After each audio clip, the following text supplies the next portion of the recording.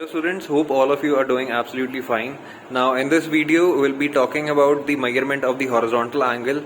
There are three ways in which you can measure the horizontal angle. The first one is using ordinary method, the second one is using repetition, and the third one is using retrition method. So first of all, in this video we are going to talk about measurement of the horizontal angle using the ordinary method.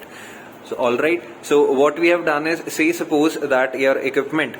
So the first thing that when you are measuring the horizontal angle using ordinary method that you need to do is you need to set up your station over to your station point. Say suppose this is your station point. So this equipment needs to be centered and leveled onto this particular cross mark that you are seeing over here, onto this cross mark. Alright, now once you have done the temporary adjustment, you have centered your equipment, you have leveled your equipment, and you have removed the parallax effect, you are ready to go and measure the horizontal angle using the ordinary method. So say suppose we have stationed our equipment over to the station point O. So that ranging rod that you see over here is point A, and on the other side we have point B. Now one thing that you always need to keep in your mind is that the horizontal angles while you are using this equipment, that is transit vernier theodolite in surveying, is to be measured in the clockwise direction. So now what we will be doing is, after we are done with the temporary adjustment, so initially what we'll be doing is that we would want that our line of sight through our eyepiece and our objective lens, that is the line of collimation, it should be absolutely horizontal. Okay, so to check that, what we'll do is we'll be using the vertical scale. Okay, and in the vertical scale we'll be checking that whether it is absolutely reading 0.0. You can see this triangle is absolutely coinciding with 0, means your line of collimation is absolutely horizontal. Now the next thing that is supposed to be done is that on your vernier A, so this is vernier A, and on the other side you have vernier B onto the horizontal plate. So what you will be doing is, on vernier A you will be bringing A exactly to the 0 point, the 0 mark, and on the other side, if you will see, if I am able to show you, you will be bringing your B point to the 180 degree mark. Alright, so the horizontal plate has the readings going in from 0 to 360 degrees. So on A you will have 0, and on B you will have 180 degrees. So once you have done this onto the horizontal plate, what you will be doing is you will be using the lower clamping screw, and you will be using the upper clamping screw, and you will be clamping your equipment. Now once the reading at A has been brought to 0, what you will do is you will lower your lower clamping screw, okay, and you, using the gun points onto your telescope, you will be approximately sighting your or bisecting your first target point, that is your ranging rod at point A. So we have targeted using the gun points our ranging rod A, and thereafter what you will be doing is you will be looking into the eyepiece through the objective piece, and you will be bisecting it properly, and thereafter again you will be clamping your lower clamping screw, and then you will use the lower tangent screw to just bisect it properly. Okay, so when you use the tangent screw, so you can see that your telescope, it moves slightly in the right direction or the left direction depending upon the way you are using your tangent screw. So this is the clamping screw, this is the tangent screw. Alright, now once your target point, your point number A, ranging rod A, has been bisected, now what you are supposed to do is you are ready to take the reading. Now what you will do is that you will open your upper clamping screw. Once your upper clamping screw is opened, you will move your equipment. Okay, see, you will move your equipment from point A in clockwise direction to point B, and then thereafter you will be clamping your upper clamping screw.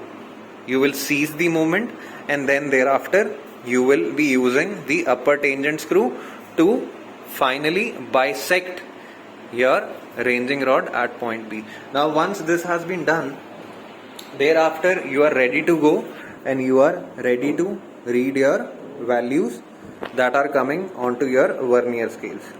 So you will reading two values at vernier A and vernier B. And one thing that is very important, that initially when you have started taking the horizontal angle, you will be working with phase left.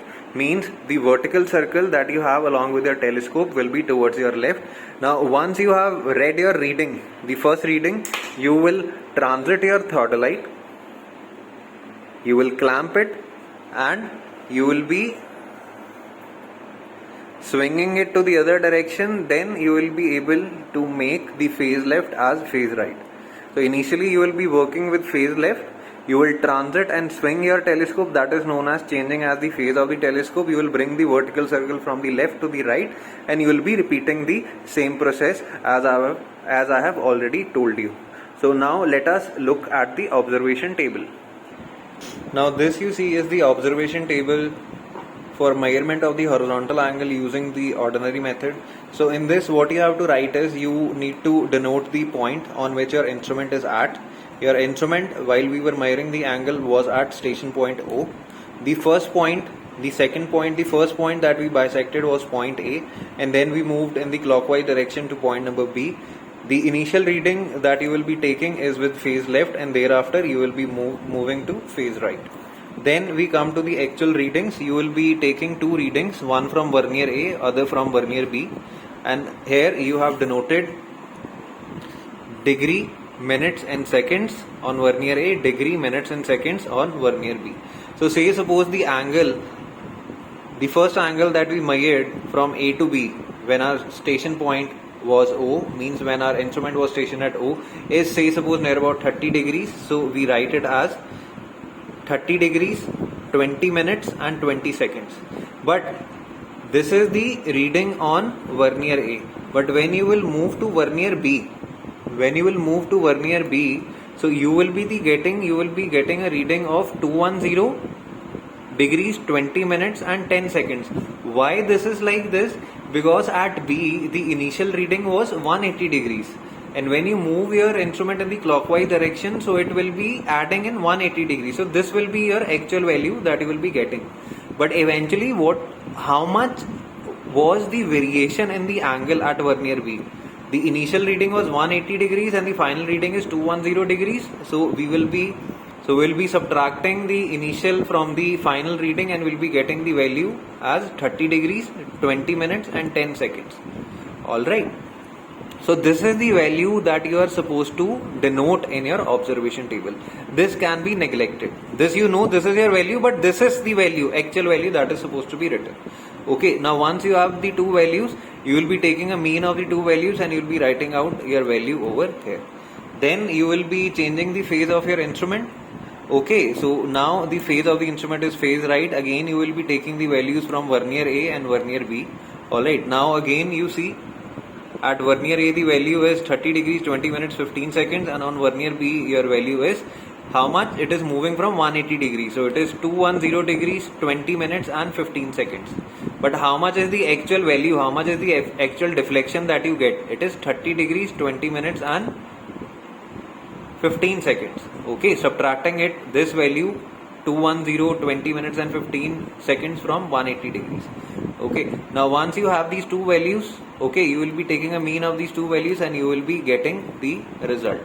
Now what you have is, you have value number 1, that is phase left reading. You have value number 2, that is phase right reading. You will be taking a mean of two values and you will be denoting the value over here. So this is the actual horizontal angle that we have measured. So our final result would be 30 degrees, 20 minutes and 15 seconds. So I hope this video was clear to all of you. We'll be meeting you in the next video, wherein we'll be telling you how to measure the horizontal angle, but by using a repetition method, which is a more accurate method.